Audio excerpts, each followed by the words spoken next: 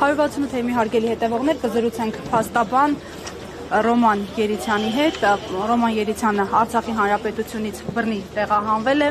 Պարոն Երիցյան, Սամվել Կարապետյանը մեծաթիվ ներդրումներ է արել նաև Արցախի Հանրապետությունում, որը այսօր փաստացի մեզ հետ չէ, որը փաստացի Ադրբեջանի կողմից խլվել է։ Հիմա անդրադառնալով Կարապետյանի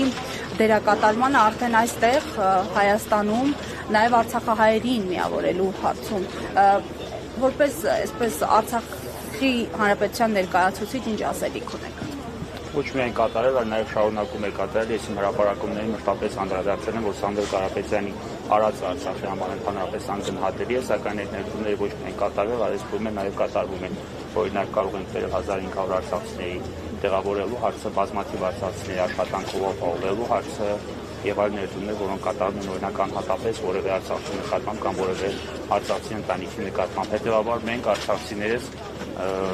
այս պարագայում ես ինձ իրավունք կվերապահեմ հանդես գալ նաև բոլորի անունից, ուղղակի բարոյապես պարտավոր ենք զգում մեզ այսօր ներկա գտնվել այստեղ եւ մեր աջակցության խոսքը արտահայտել կամ մեր ներկայության մեր աջակցությունը արտահայտել հայ մեծ բարերար Սամվել Կարապետյանի անունով։ Պարոն Երիցյան, այս ընթացքում տեղի ունենում նաև հոգևորականների ձերբակալություններ, տեղի ունենում քննչական կոմիտեն տեղափոխվել շուրջ 8 հոգևորական, որպես փաստաբան, որպես իրավաբան, ինչպես է գնահատում այս գործելավոճը, ծանոթ եք արդյոք մեղադրանքներին։ Մեղադրանքներին ծանոթ չեմ, բայց խոսել իրավական հիմքերից ես անգամ ավելորդ եմ համարում, որովհետև ոչ միայն ինձ, այլ նաև ցանկացած իրավաբանի եւ ոչ իրավաբանի համար բարձր թե ինչ գործընթաց է տեղի ունենում։ Այս գործընթացը նախորդել է նաև որոշակի այլ գործողություններ, ես հիշեցնում եմ նաև Արցախի Հանրապետության ներկայացուցիչների նկատմամբ կամ Արցախի Հանրապետության գույքի նկատմամբ իրականացվող գործընթացները, որոնք սրանց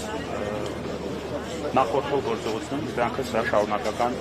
հետևություններն են, որոնք կատարվում են։ Այսինքն անգամ ոչ իրավաբանների համար է պարզ այս գործընթացը, ինչ հիմքեր ունի, հետեւաբար իրավական հիմքերին անդրադառնալ անգամ չեմ ցանկանում։ Ավելորդ եմ համարում։ Շնորհակալ եմ հասկանալի եք հրապարակում։